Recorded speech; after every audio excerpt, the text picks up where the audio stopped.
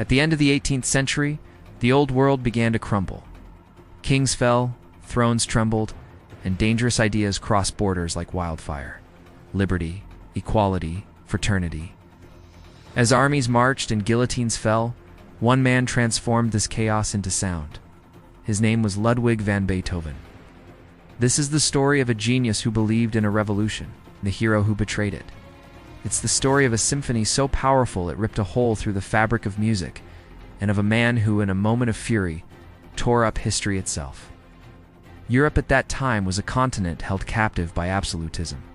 The nobility ruled by divine right, an unshakable belief that their power came directly from God.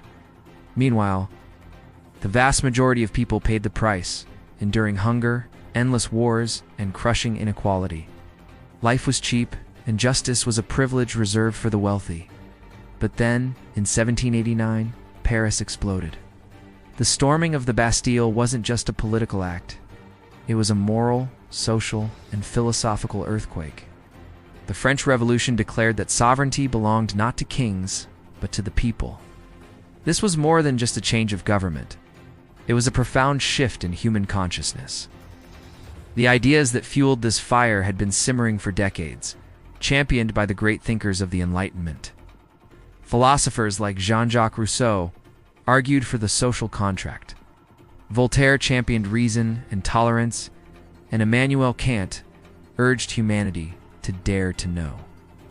Suddenly, these weren't just abstract theories confined to books. They were battle cries echoing through the streets. The old regime, with its rigid hierarchies and ancient privileges, was collapsing under the weight of its own injustices, and the shockwaves were felt in every corner of the continent. In the midst of this turmoil, far from the gilded courts of Vienna, a young man was forging his own destiny. Ludwig van Beethoven was not born a prince, nor a courtier destined for a life of powdered wigs and polite minuets. He was born in Bonn, a city buzzing with progressive ideas, a hub where revolutionary newspapers were read and political debates raged in taverns and university halls. He was a true child of the Enlightenment, absorbing its radical spirit.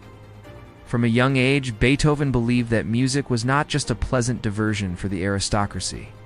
It wasn't meant to merely please nobles or serve as background noise in their opulent palaces. He was convinced it was something far greater, a force capable of expressing the deepest struggles and aspirations of the human soul. For him, music was a moral imperative, a way to fight for freedom and dignity. As the French Revolution unfolded, its ideals of heroism and liberty resonated deeply with him. He saw music not as an escape from the world, but as a weapon to change it. And just as the revolution needed a soundtrack, it also needed a hero. For many across Europe, that hero was Napoleon Bonaparte. He was the face of the victorious revolution, a brilliant general who rose from obscurity to defeat the crowned heads of Europe. He toppled ancient empires, redrew the map of the continent, and promised to export the ideals of liberty to all peoples. In the eyes of idealists like Beethoven, Napoleon seemed to be the embodiment of the new Mantha self-made hero, the liberator who fought not for a dynasty, but for an idea. He was the living proof that a man could achieve greatness through talent and ambition, not just birthright. This wasn't just a military leader. He was a symbol of hope, the figure who would finally sweep away the last remnants of tyranny and build a new, enlightened world. Beethoven saw in Napoleon a kindred spirit, a fellow revolutionary who was changing the world with his actions, just as Beethoven aimed to do with his music. Fueled by this admiration, Beethoven began to compose something the world had never heard before. He channeled all the explosive energy of the age into his Third Symphony. This wasn't music meant for quiet contemplation. It was monumental, violent, bold, and unapologetically revolutionary. The structure itself was a declaration of war on classical conventions. It was longer, louder, and more emotionally complex than any symphony that had come before it. The opening chords were like cannon shots, shattering the elegant and predictable forms of the past. This music didn't celebrate kings, gods, or patrons. It celebrated an ideal. It was a sonic portrait of the struggle for freedom, the clash of armies, the pain of sacrifice, and the ultimate triumph of the human spirit. Beethoven was crafting a monument, not to a person, but to the very concept of heroism. It was a symphony that would be known as the Eroica, the heroic. And to leave no doubt about his intentions, Beethoven made a bold political statement. On the title page of the original manuscript, he wrote a name, Bonaparte. The symphony was dedicated to the man he believed was the champion of freedom, the first consul of the French Republic. This wasn't just a tribute, it was a manifesto. In an era when art was expected to serve power, Beethoven used his music to align himself with a revolutionary leader. By dedicating his most ambitious work to Napoleon, he was declaring his faith in the new world order that Bonaparte seemed to be building. The Eroica Symphony was now inextricably linked to the hero of the revolution. But then, in 1804, everything changed. The dream shattered. The man who had risen to power on the promise of liberty did the unthinkable. In a lavish ceremony at Notre Dame Cathedral, Napoleon Bonaparte crowned himself Emperor of the French. The liberator had become a tyrant. The Republic was dead, replaced by a new empire with a new monarch just as absolute as the ones he had overthrown. The revolution had betrayed itself. When Beethoven, back in Vienna, heard the news, he didn't just feel disappointed, exploded in a torrent of fury. His friend Ferdinand Ries, who delivered the news, later described the composer's rage. Beethoven cried out, "So he is no more than a common mortal. Now, too, he will tread underfoot all the rights of man, indulge only his ambition. Now he will think himself superior to all men, become a tyrant." In that moment of pure, unadulterated rage, Beethoven stormed over to the table where the score of his great symphony lay. He seized the title page, the very page that bore Napoleon's name, and tore it in two. According to some accounts, he scratched out the name with such violent force that it left a gaping hole in the paper. This single, visceral act was more than just a personal expression of disillusionment. It was a historic break. In tearing Napoleon's name from his masterpiece, Beethoven was breaking with power itself. He was rejecting the notion that art must serve the powerful and asserting its independence.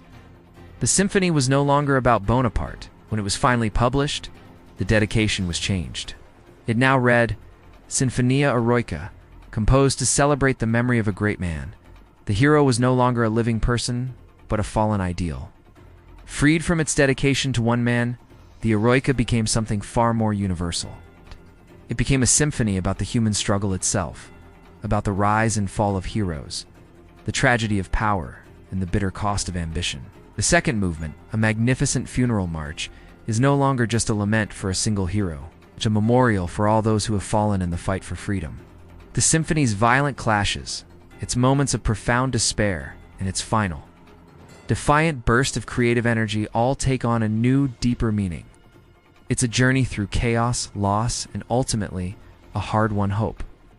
Beethoven shows us that true heroism isn't about victory on the battlefield or a crown on one's head. The da.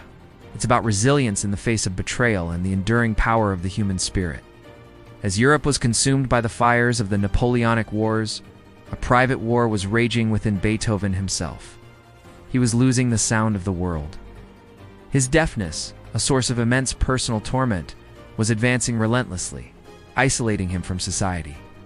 This profound personal tragedy ran parallel to the historical disillusionment he felt.